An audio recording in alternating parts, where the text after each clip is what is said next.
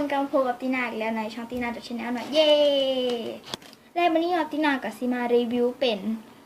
กล่องซุ่มเนาะแต่ก่อนที่จะรีวิวกล่องซุ่มเรามารีวิวนี่เราเป็นปลาไทยากิเนาะอันนี้ตีนาซื้อมาอยู่ตึกเก่าเนาะซึ่งมันนุ่มสโลว์แถมนะครับ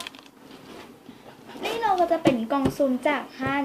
สกูชี่ราวเนาะซึ่งทุกคนก็น่าจะรู้เนาะอันนี้เป็นกล่องซุ่มราคา199เนาะก็เดี๋ยวเรามาแกะกันเลยนะว่าสีได้อย่างเรามีคัตเตอร์ไปใช้มีตัดเนาะเดี๋ยวเรามาแกะกันเลย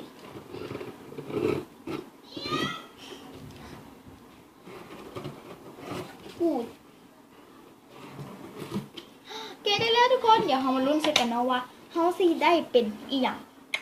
เดี๋ยวเรามาเปิดพร้อมกันเลยเนาะเราสีบอเบิ้งให้ทุกคนดูก่อน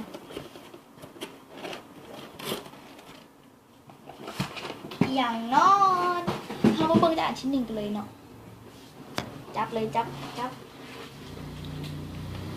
โอ้ยmy god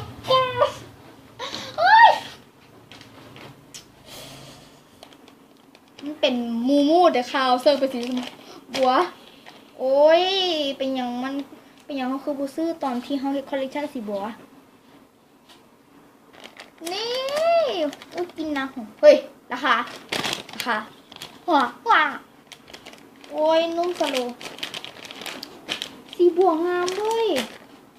มาเบิ่งที่อันต่อไปเนาะสิได้อย่าง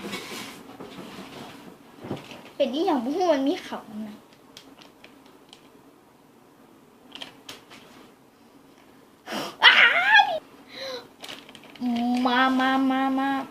มาน้ำโจอี้เนาะนี่เจ้านางนุ่มสโลมาก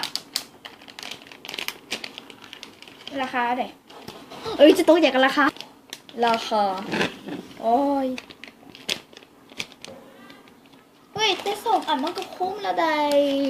เดี๋ยวเรามาเบิ่งเนาะว่าสิมีต่อไปบ่เดี๋ยวเรามาเบิ่งกันเนาะมันมีแท็บมันเป็นคาเฟ่ดีเอ็นทุกคนราคาถ้าไม่เซ็นลูกก็ต้องขออภัยเนาะเป็นสตรอเบอรี่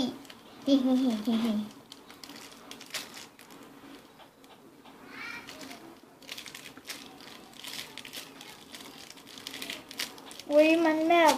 มันคุ้มถ้า3อันรวมกันน่าจะราคาแบบ400,000 ปลายก็เป็นได้สำหรับวันนี้นาก็ต้องขอตัวลาไปก่อนถ้าใครมาคลิปนี้ก็อย่าลืมกดไลค์นะแล้วก็กดแชร์กด Subscribe เนาะกะตอนนี้ซับตินาฮอต49ตีบอเนาะ49ตีบอกะอีคนเดียวซะทุกคนมันก็จะ50แล้วเนาะตอนนี้นาก็บ่ฮู้ว่ามันเท่าไหร่แล้วเนาะ